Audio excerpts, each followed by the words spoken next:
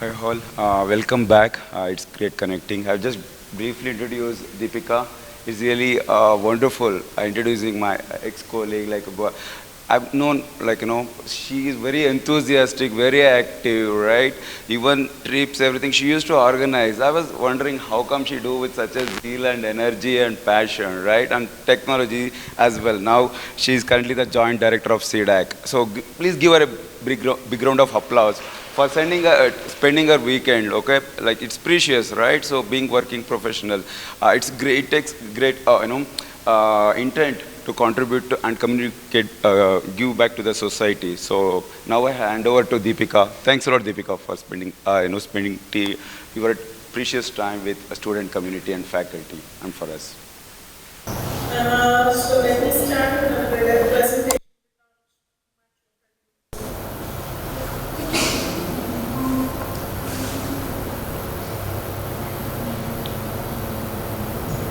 Is my screen visible? Okay. So I'll be talking about HPC and its road ahead for the next 30 minutes, trying to make you interested about the high performance computing. And as Deepika had introduced, I am DeepikaHV, scientist here at CDAC Bangalore, and I have been working in system software development for HPC for the past many years.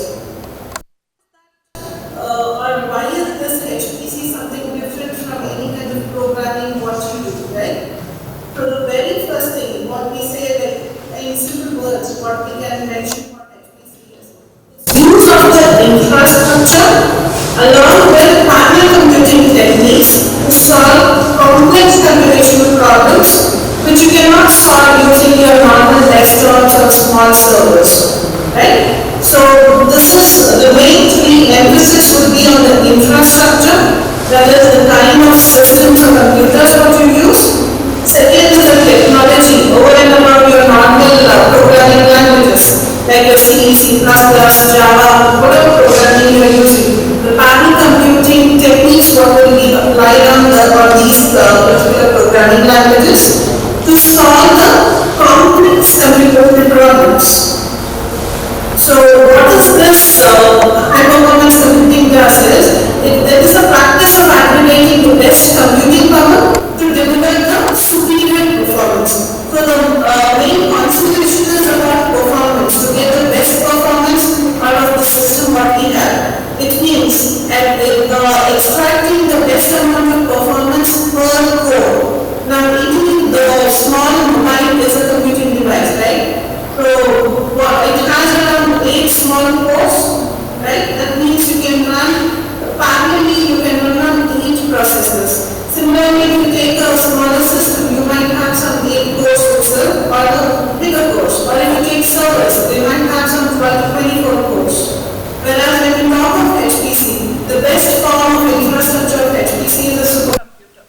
Currently, the top one supercomputer of the world, it has around 11,000 systems. Each of that system having around 96 cores. Okay, so that is the amount of compute power you have on which you can run your application to get the best performance. And the HPC architecture is usually influenced right from fine-tuning from the lowest level of the technology. That means right from the circuit design to the way the system or the processor, the memory, those are organized, to how you can make it work across different computers. As I mentioned, you have something around a very huge system, let's say of something like 11,000 or 11 lakh computing nodes, right? So to get the best performance of it, even the components to the circuit level is designed to get the best performance. So what are the applications what we look at in HPC? There's like predicting the weather, right? Whatever you get the weather predictions or climate predictions on your phone, rains and so how is the weather today? So there is a lot of calculation which would have happened behind. And is it not done on a simple server? No. They are usually run on very huge supercomputers, and then the results are pending so that it's available for you over the internet, right? Similarly, the challenges of addressing the different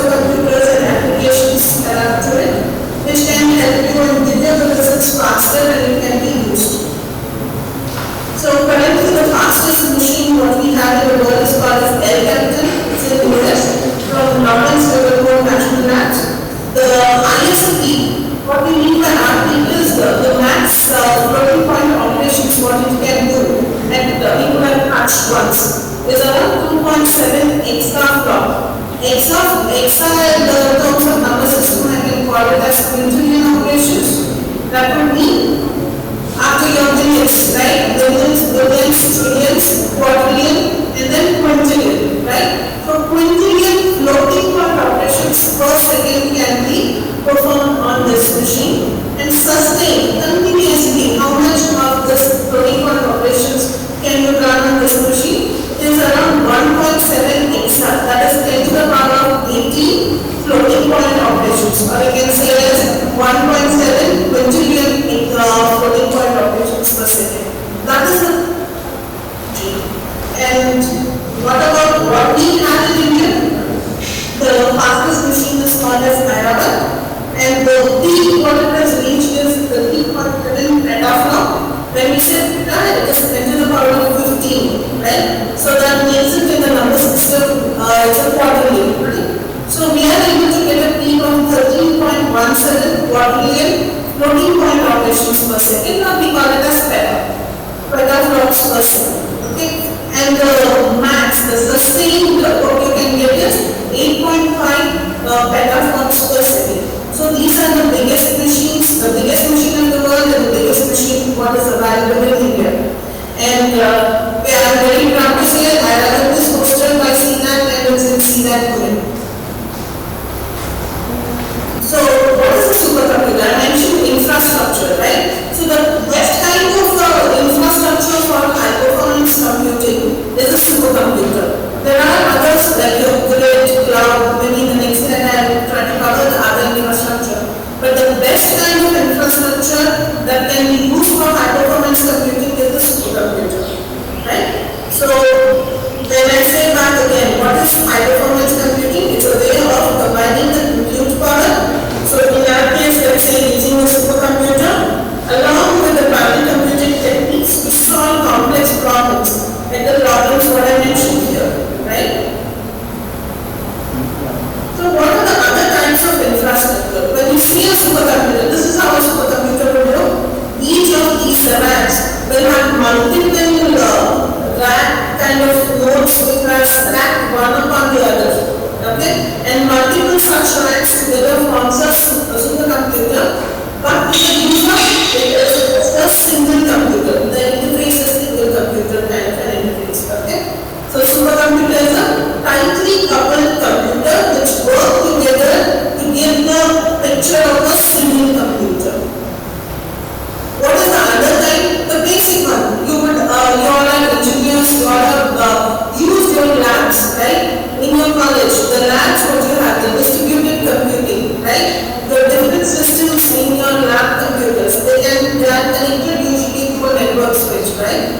That is the best, the smallest form of the distributed computing what you can talk about, where the parts of the program can be run at the same time on separate computers and communicating over this network switch.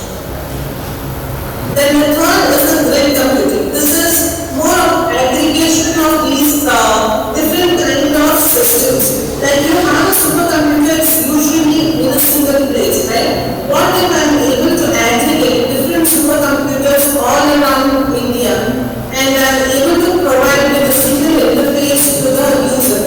So I can call it as a grid, right? It's an aggregation of systems across different geography, and it need not be just systems, it can be even instruments like a telescope or a satellite hubs, right? So different kind of computing elements we can talk about.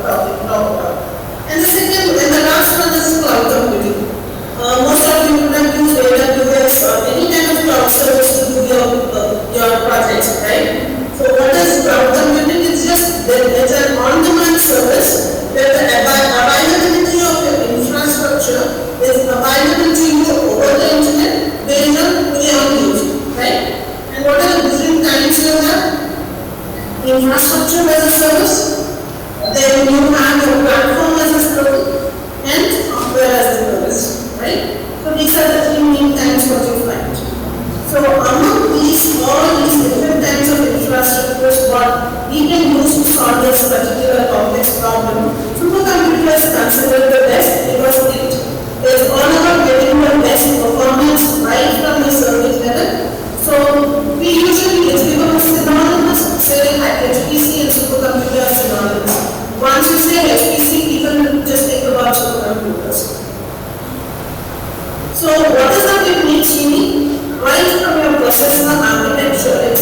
worked out. So when we say processor architecture, you all know simple volume machine, right? What does it have? A CPU containing of its own control unit and arithmetic logic unit, memory connected to it, and then input-output devices connected, right? This is your normal simple machine that you want to say. So what are the things over the years what has been added? You can say the caches to make the memory faster, so that the CPU can work faster. The ALUs have been, the speed of the ALUs has been increased, and along with the CPUs, we have learned to add new coprocessors or accelerators, or rather most of you know it as GPUs, right? The GPUs what you use for playing your games. And why do you use GPUs? Because their render time is faster, right? Similarly, when you see your render images, what does it do? It has a lot of floating point operations to load those images, right? So when you say floating point operations, automatically you can do all these calculations of these complex applications also, because it's all about doing floating point operations. So that's where even in HPC, we use the GPUs to faster our application execution. So where did it all started? It started with introducing the parallel architectures in the late 1970s. Then it was only a single processor kind of a machine. Then the first supercomputer, the Cray supercomputer, came up with a parallel architecture. Instead of having one single core, they built in something called as a vector processor, which would be able to run multiple data or into a single vector and process it at the same time, right? So next came the superscalar, that is instruction level parallelism was what was achieved. Then the next one was called as multi-core processor. The processors what you use, right? Even your systems have something like 4 cores, dual core, 8 cores kind of machines. So these are known as multi-processors, right? So you have multiple cores sitting on a single chip.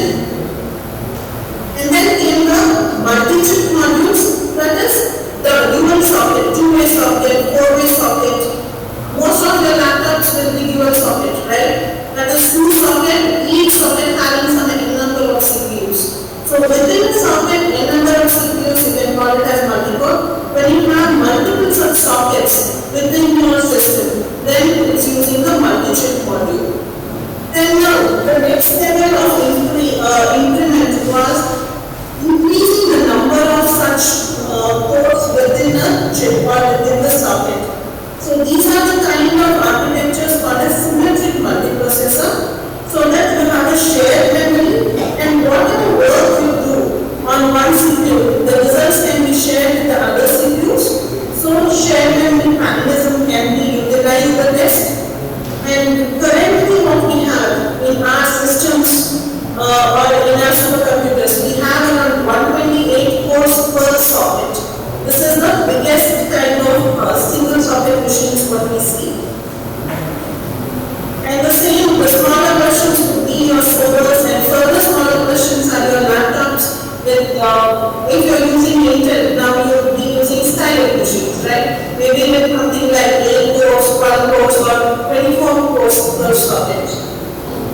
So that is a configuration, but at the HPC level, we use processors with 128 cores per socket, or rather, per socket having each program might have something like 2 sockets. So that makes it 122 plus 128, one server having around 256 cores of processors in a system. So this is the kind of machine what we have. The picture what I showed of Paramukhash in supercomputer picture, right? So those machines use this kind of an architecture. So now what is the way ahead what supercomputers are looking at? The new architecture is called as disaggregated system on chip. That is trying to build instead of a single die, single one big die, they use engineered to have smaller multiple triplets, and they are stitched together using an interconnect called as universal chiplet interconnect UCI, and makes this like each of these cores, it might be something like 16 cores in a chiplet,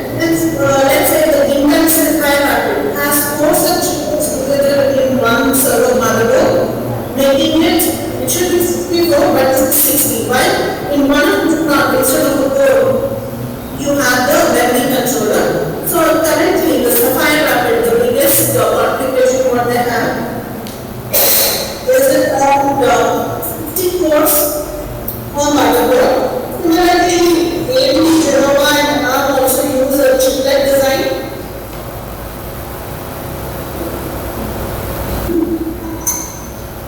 They use the chiplet design which works like this. Instead of a single big die in your chip, they are trying to use the concept of chiplets, the SoCs which are stitched onto the board, and they work across with multiple chiplets. Okay? So this is the way ahead in terms of processors, what we see, which you will find in the future years, in the next 3 to 5 years. It's going to be all about disaggregated system on chip. Based on how many such chiplets you can put across in one motherboard, you can increase the number of ports on a system. So, is that all? This is all about the CPU. But now I said in 2004, NVIDIA GPUs were working for graphics. But by 2006, everyone realized the power of these GPUs, and they thought, okay, why use it only for graphics processing? We should be using it for even computation. So in 2006, NVIDIA GPUs were introduced for the computation, and the biggest change what these GPUs brought in was we were unable to cross the 10 to the power of 9 floating point operations. Okay, it's called as something like teraflops, 10 to the power of 12. We were unable to cross that particular floating point operations per second.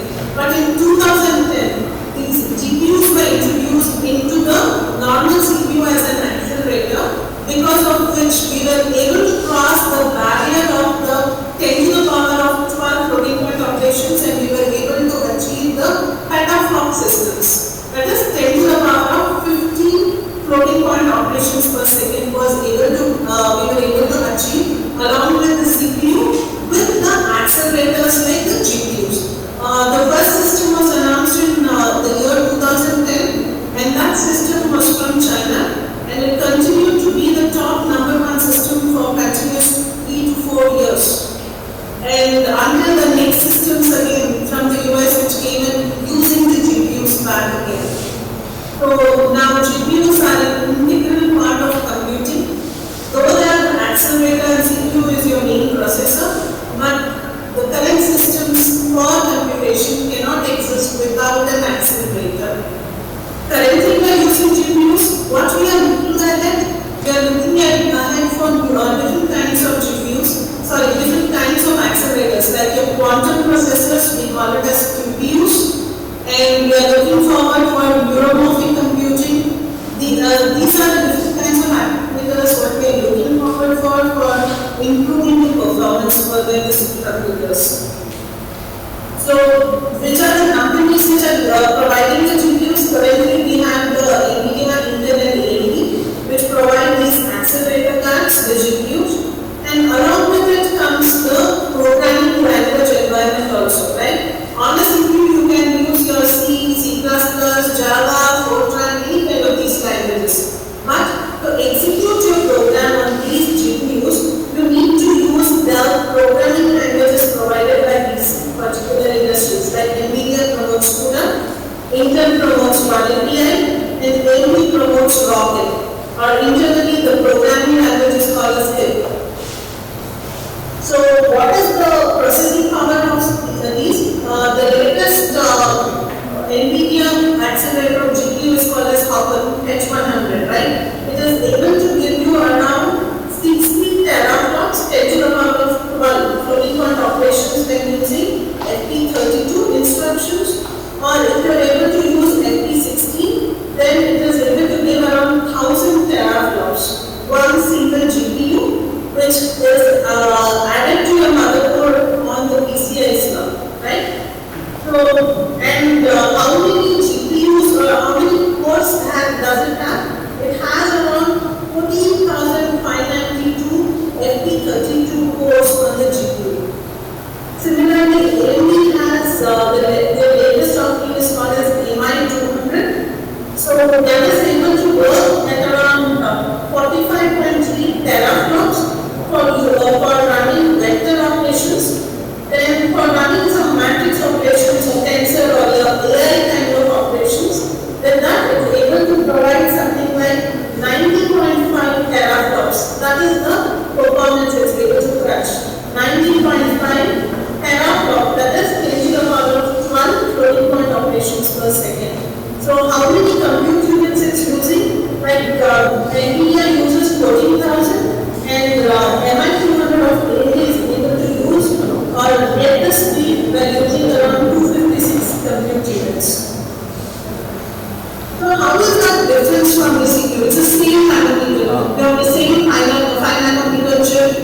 a CPU as well as on a GPU. So what is the difference? How is that GPUs are able to give you so many 14,000 cores and 256 kind of CPU cores, right?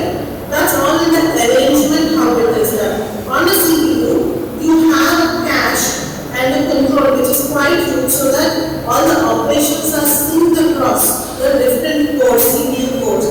Whereas in a GPU, what they do is, most of this area is used for the ALUs and your control and cache area is reduced. Thus making it, you can synchronize the operations only across this particular lane, right? And across the lane, if you want to share any data across these two cores, it's not possible because it doesn't share any kind of a cache.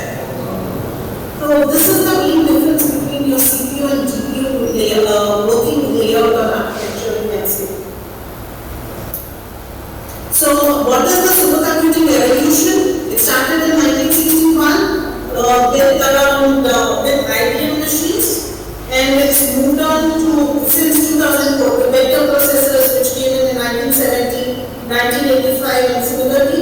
Now you can see all these things at top 500 kind of systems. And this is the listing of the names I'm giving, that is the gigaflop, teraflop, how many operations per second you have. Okay? So what is the Indian journey?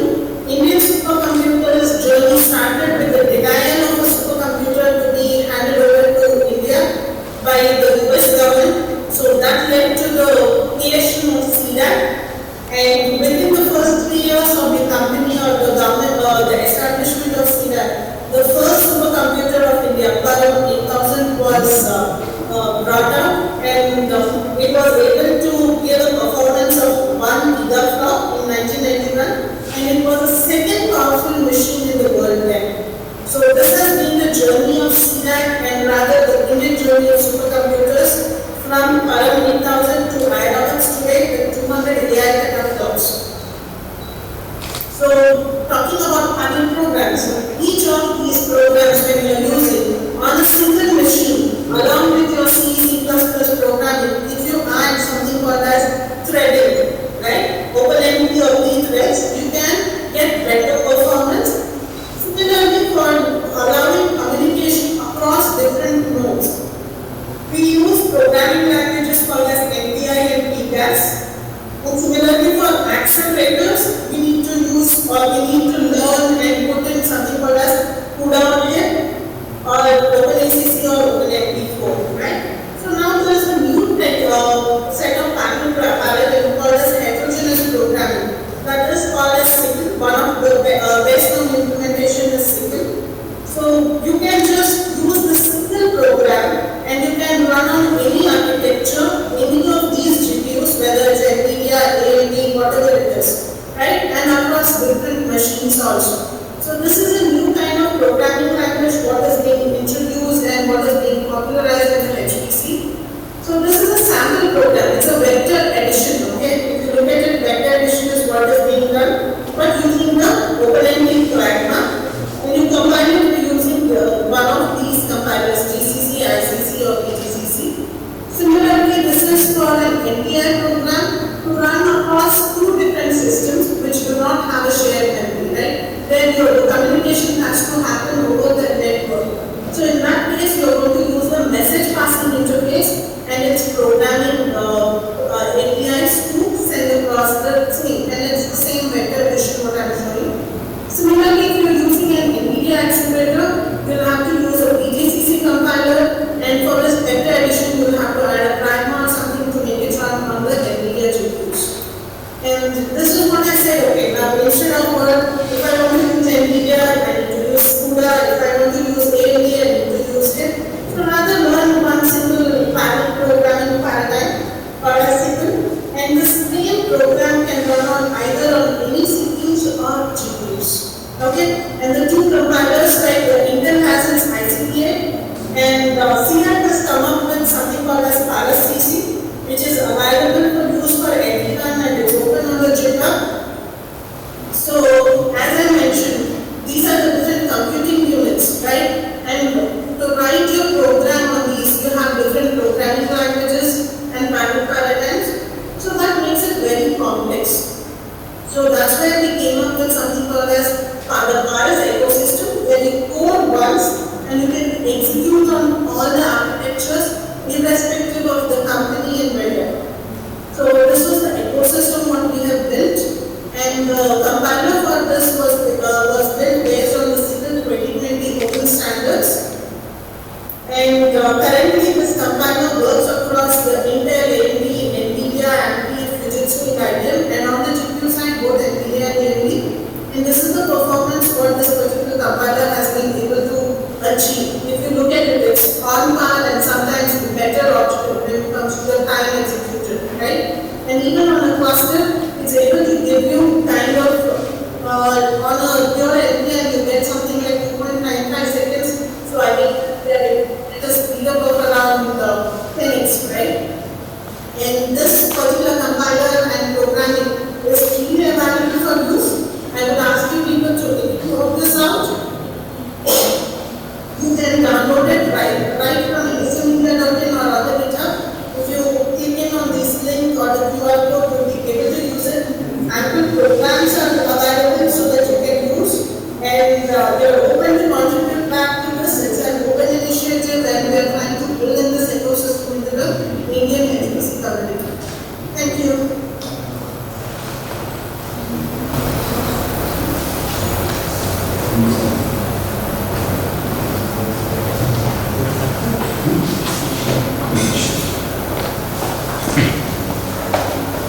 Any questions?